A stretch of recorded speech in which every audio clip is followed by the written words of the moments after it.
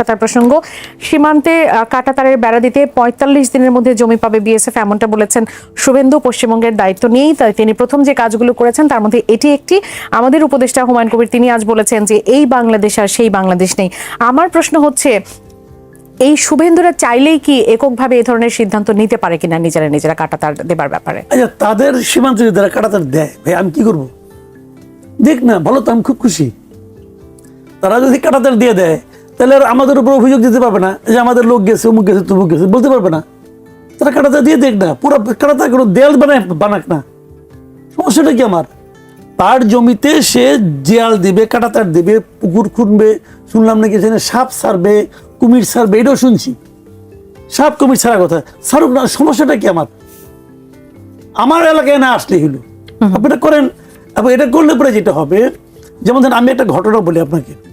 এই আসামের যে মুখ্যমন্ত্রী আছে না, হিমন্ত বিশ্ব শর্মা, উনি গত মাসে একটা ইন্টারভিউ দিয়েছিলেন এবিপি হিন্দি চ্যানেলটাকে।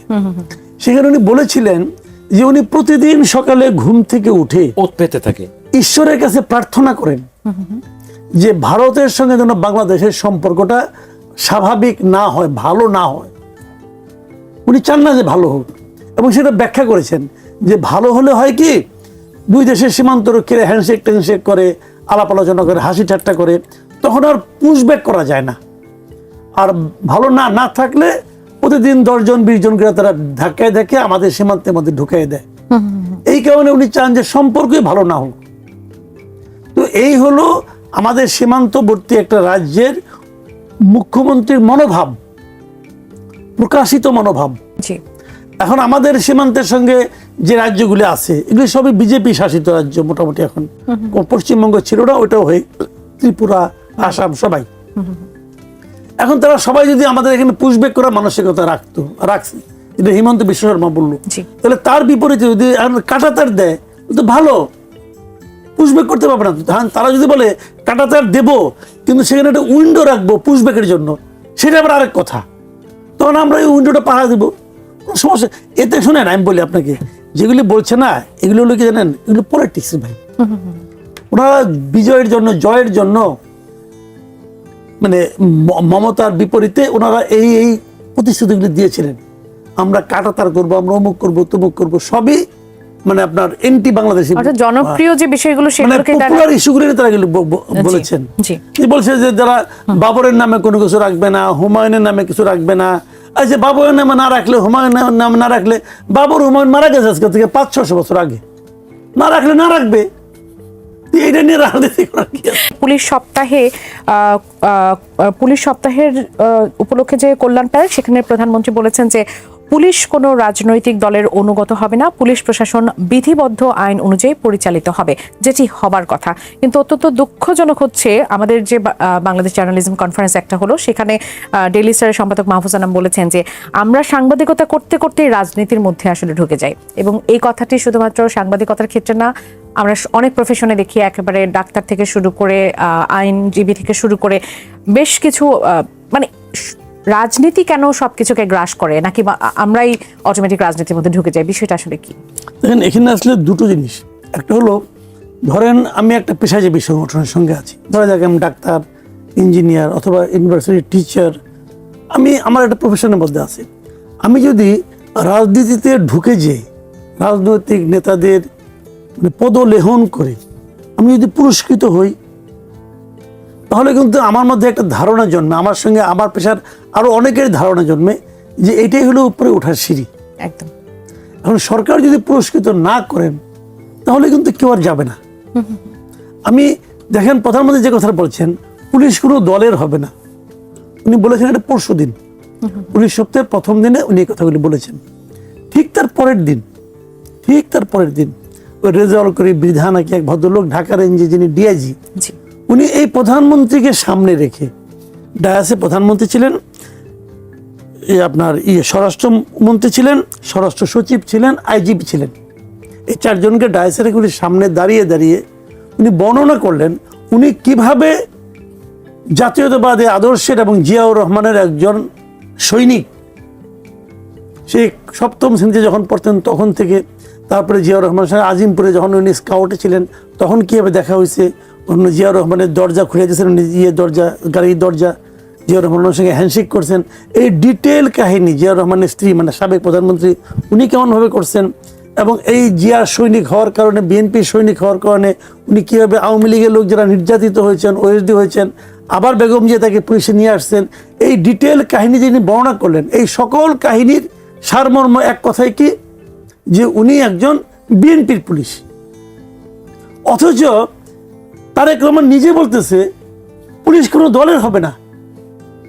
এখন আপনি তো আপনার সামনে যেটা বললো, জি, আপনার মন্ত্রী আছে এখানে, স্বরাষ্ট্রমন্ত্রী আছে, ওনার সামনেও বললো, তো উনি আজকেও আছেন।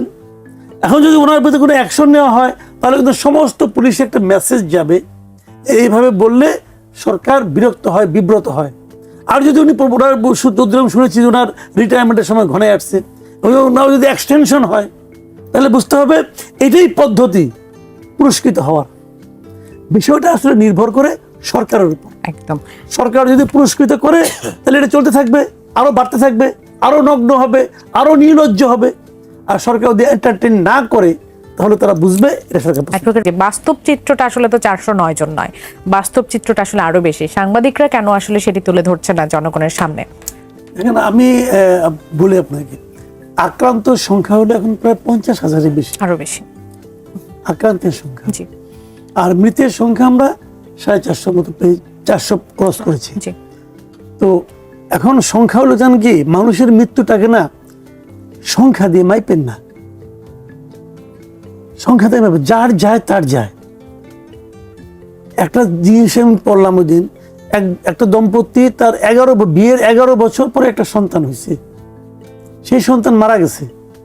তার জন্য কিন্তু সংখ্যাটা ইম্পর্টেন্ট না, তার ওই একটা বাচ্চাই 100%। এই সংখ্যাটা যদি 400 না হয়ে 4000 হইতো, অথবা এই সংখ্যাটা যদি 400 না হয়ে 40 জন হইতো, তার দুঃখ কিন্তু কম বেশি হইতো না রে ভাই। দেখেন, আমি মাসুদ কেবল আজকে যদি মারা যাই, আমার জন্য আপনি কাঁদবেন, ঠিক আছে কাঁদেন, অসুবিধা নাই, আমার বউ বাচ্চায় কাঁদবো, কিন্তু আমার কিন্তু এই পৃথিবীকে কি দেওয়ার এটা কিন্তু তারা বুঝে গেছে। আমি কিন্তু জীবনের শেষ পর্যায়ে আছি, আমি যা দেবার দেশকে দিয়ে ফেলেছি, যা ক্ষতি করার তাও করে ফেলেছি, যে উপকার করার তাও করে ফেলেছি। কিন্তু একটা শিশু, আপনি জানেন না সে ভবিষ্যতে কি হইতো। এই 400 জনের মধ্যে হয়তো একটা শিশু ছিল যার হাত দিয়ে হয়তো এই দেশটাই চেঞ্জ হয়ে যেত। দেখি, আপনি জানেন একটা শিশুর মৃত্যু কতটা ভয়ঙ্কর, এটা আপনি সংখ্যা দিয়ে মাপবেন? আমার কথা হলো কি, একটা শিশু কেন এই রাষ্ট্রের কাছ থেকে সর্বোচ্চ মনোযোগ পাবে না? আমি বলবো না 500 না, এটা কোভিডের মতো অত গুরুত্বপূর্ণ না, অতএব আমার করা যাবে না, এগুলি কেমন কথা রে ভাই? কেন পাবে না? রাষ্ট্র কি অঙ্গীকারবদ্ধ নয় প্রত্যেকটা শিশুকে তার দেওয়ার জন্য, স্বাস্থ্যসেবা দেওয়ার জন্য?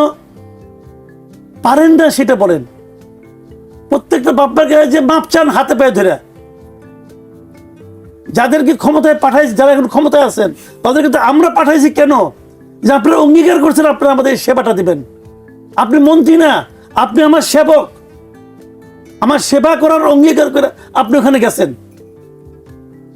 ওখানে যে আমাদেরকে জ্ঞান দিয়ে না, আমাদেরকে পারলে সেবা দেন, আর তা নাহলে বিদায় হন। এটা হলো রিয়েলিটি। এটা যতক্ষণ মধ্যে আপনি না মানতে পারবেন ততক্ষণ মধ্যে আলাপ করবেন, কোনো কাজ হবে না রে ভাই। আমি বললাম তো যে সর্বোচ্চ মনোযোগ এখন দেওয়া উচিত এই শিশুদের মৃত্যুকে থামানোর জন্য। আপনি যদি আজকে ধরেন, আমি ধরলাম একটা টিকা দিলে পরে 10 থেকে 14 দিনের মধ্যে কাজ করা শুরু করে, তো এটা দেওয়া স্টার্ট করছে, 2 সপ্তাহের মধ্যে হয়তো কাজ করবে, আমরা মৃত্যু অনেক কমবে। এই 2 সপ্তাহ আপনি কি করবেন? এই 2 সপ্তাহ কি আমরা খালি এই মৃত্যুর সংখ্যা খালি গুনতে থাকবো? এই 2 সপ্তাহের জন্য যদি আপনি প্রত্যেকটা হাসপাতালে যদি আপনি যদি সর্বোচ্চ একটা দেন, যেমন তখন কি হয়েছে, ডাক্তারদের ছুটি ক্যান্সেল করছে, করেন না ভাই, করলে কি হবে? ডাক্তার মাইন্ড করবে? ভাই, আপনি পারেন না পারেন, আপনি যে পারার চেষ্টা করতেছেন এইটাই তো আমি দেখতেছি না। গত 3-4 দিন আপনি দেখেন তো, পত্রপত্রিকা ঘাটেন আপনি, গত 3-4 দিন আমাদের স্বাস্থ্যমন্ত্রী কি হাত ডাক আপনি দেখছেন। উনি জ্ঞানী লোক, পড়াশোনা করা লোক, জীবনে অনেক ভালো কিছু করছেন, কোনো সন্দেহ নাই। একজন লোকের সমস্ত ভালো ধ্বংস হয়ে যাবে যদি এই কাজটার মধ্যে ওনার আমি কোনো দৌড়ঝাঁপ না দেখি। উনি পারবেন কিনা আমি জানি না, কিন্তু পারার চেষ্টা করছেন। এগুলি বলে লাভ নেই। বললে সারাদিন বলতে পারেন, আমরাও শুনলাম, আপনি হিসাব দিলেন, অঙ্ক করলেন, পরিসংখ্যান দিলেন, কিন্তু আমার তো বাচ্চা মরে গেল রে ভাই। এক্স্যাক্টলি।